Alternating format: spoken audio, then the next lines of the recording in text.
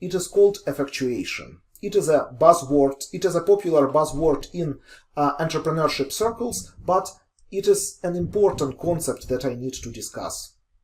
It is all about strategic flexibility in practice, or effectuation mindset.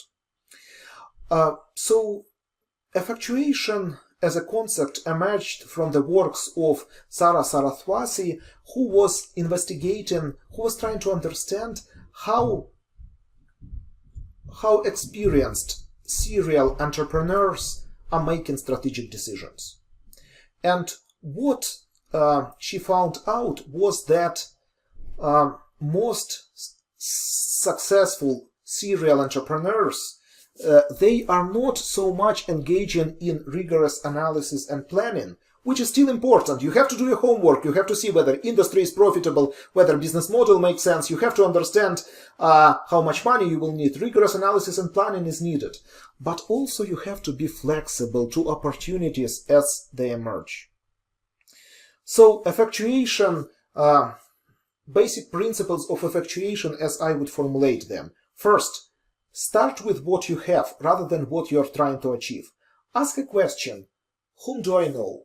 What are my capabilities? Is there something that I'm the best in the world in, or at least I'm quite competitive worldwide? What do I have? What are my connections? And then think about what I can achieve with what I have. By the way, that's why you usually don't need millions or billions of dollars to start a business if you start with what you have.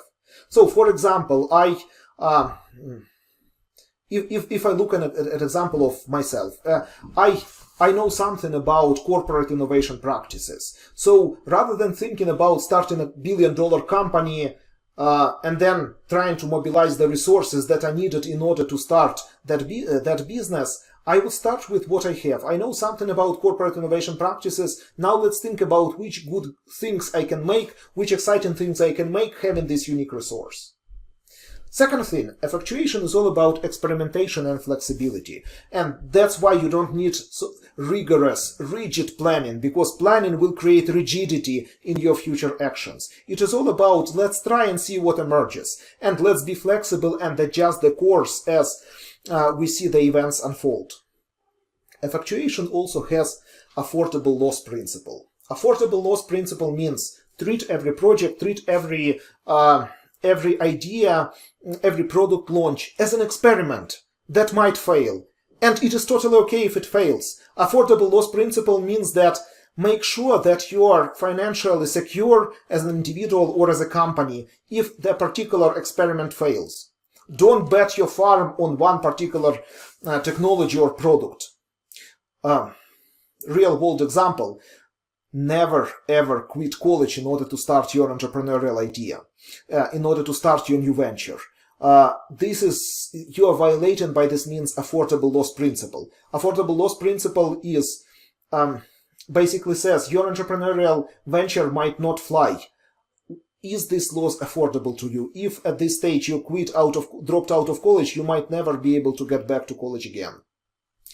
Finally, entrepreneurship is all about partnerships and pro-commitments. So you don't need to you don't need to purchase the resources in order to use those resources. Think about what kind of partnerships can you make. Think about who can pro-commit to your venture.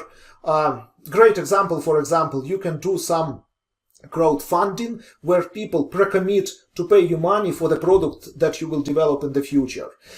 Find partners who will support you. That's what effectuation is all about.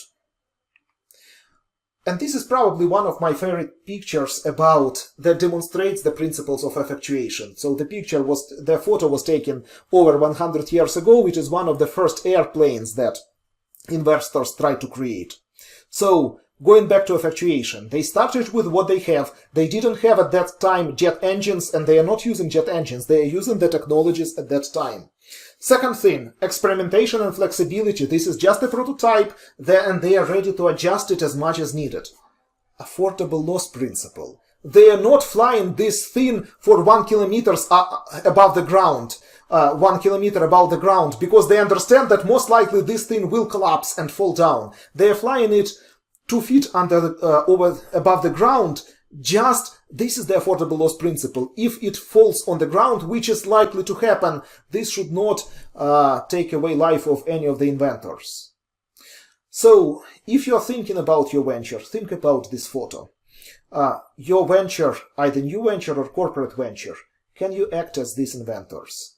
Start with what you have, be flexible and experiment, and affordable loss principle. Make sure that you don't start flying 1 kilometer up there before the idea is fully validated.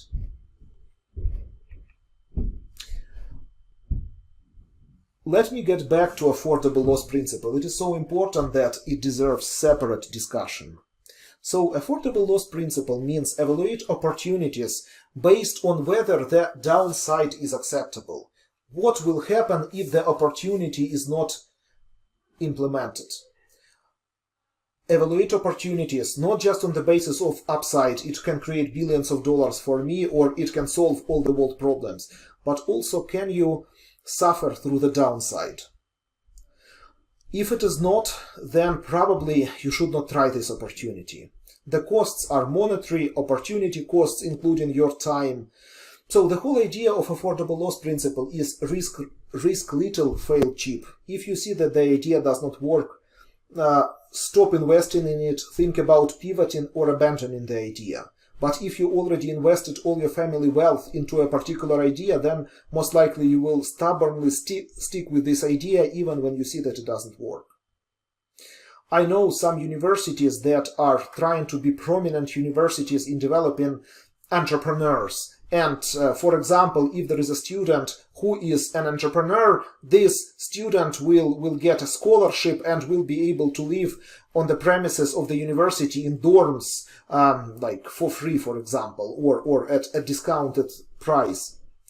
And as a result, a lot of entrepreneurs in those universities do not kill their ideas, even if they see that the idea is not getting implemented, in order not to show failure, in order to keep their scholarship, in order to keep themselves in the program. But that's the issue with program design. We have to be able to risk little and fail cheap. If we see that the idea doesn't work, we have to be able to kill it. That's the whole idea of affordable loss principle. Again, it is about opportunities, evaluate opportunities on the basis of what is the downside and can you bear the downside or not, costs, whether costs are affordable or not, and risk. The last thing in terms of entrepreneurial thinking that I would like to talk about is leverage contingencies, or embrace surprise as expected outcome of learning, not just unexpected. Embrace that not only bad things will happen as you are learning by doing, but good things might happen as well. And a great idea, great example of this leveraging contingencies is sildenafil. So sildenafil is a blockbuster drug. Commercial name is Viagra, which brought huge success to Pfizer. But sildenafil was never developed as current Viagra, as erectile dysfunction treatment drug. It was developed as a drug for treating hypertension, high blood pressure, and some sorts of heart diseases. But as the company was testing this formula on humans, they noticed some unintended side effects. And by embracing that good things can happen as well as bad things, they were able to develop this into what is known as Viagra right now, what became a blockbuster drug. So I will not talk more about it. If you are interested, just go to Wikipedia on sildenafil and see there is quite an interesting story about how it was developed. I'm leaving you with this slide in order for you to always remember, don't concentrate only on bad things as you are learning by doing. There might be really good things happening, and try to leverage them as well. As human beings, we are wired to weight threats or some problems more heavily than emerging unexpected successes. Be also prepared to find unexpected successes in whatever you're doing.